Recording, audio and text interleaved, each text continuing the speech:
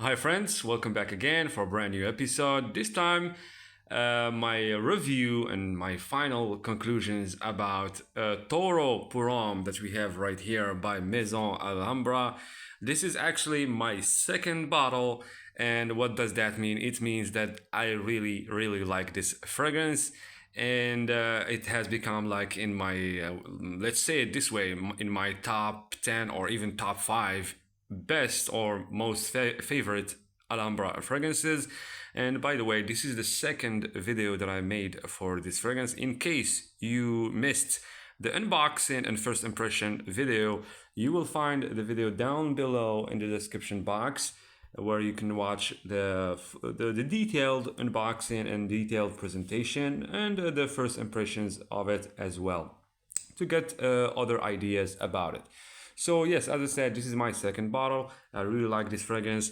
And yeah, to answer some of the questions about this fragrance, I would say when it comes to the closeness to the OG Terre d'Hermès, I would say it is pretty close to the EDT version of Terre d'Hermès. I would say it is like 85% close to Terre d'Hermès.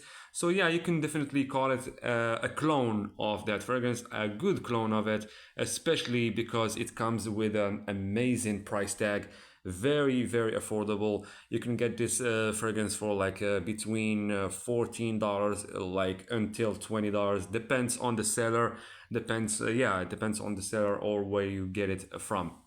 And for that price tag, as I said, it's super affordable. It is a 100 ml size bottle, and yeah, you can spray all you want, as much as you want. And yeah, when it comes to the performance, it is pretty good.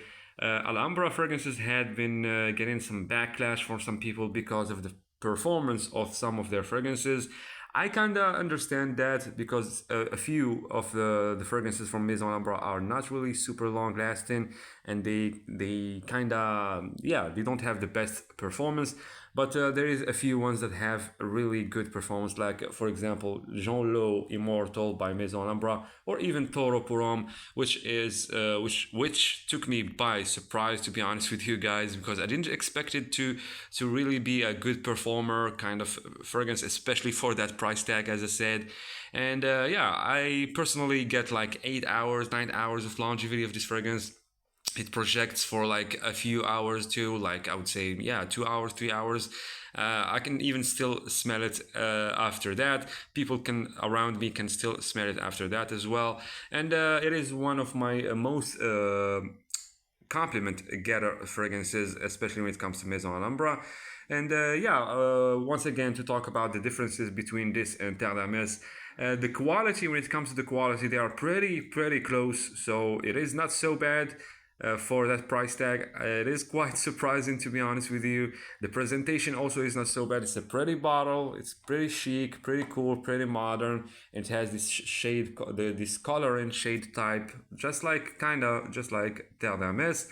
And yeah, the differences, I would say that the only thing that I wished that was better in this fragrance is when it comes to the vetiver. The vetiver note in this one is a little bit toned down, if we can say that.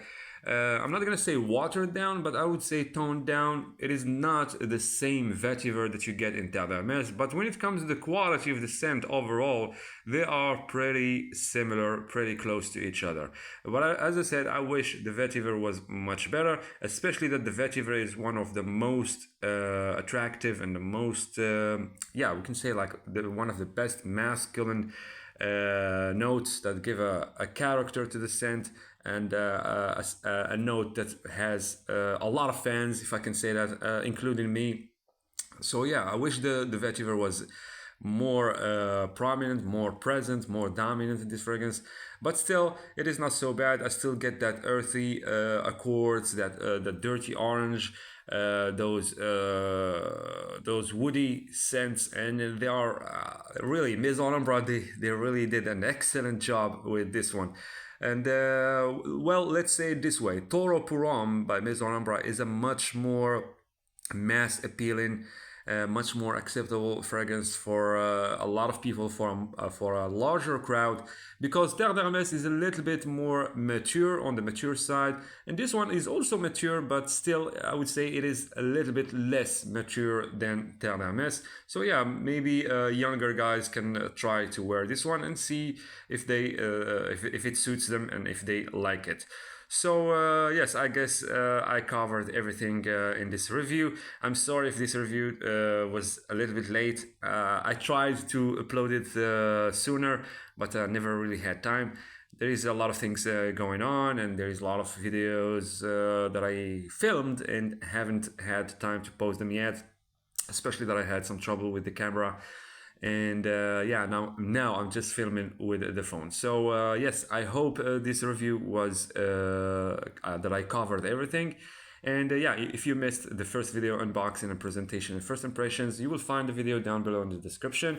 And for this video, don't forget to give us to press that like button, leave a comment. If you have any questions about the fragrance, I will be more than glad to answer it. So yes, definitely stay tuned for the next videos. Subscribe if you're not subscribed, and yeah, take care. Bye.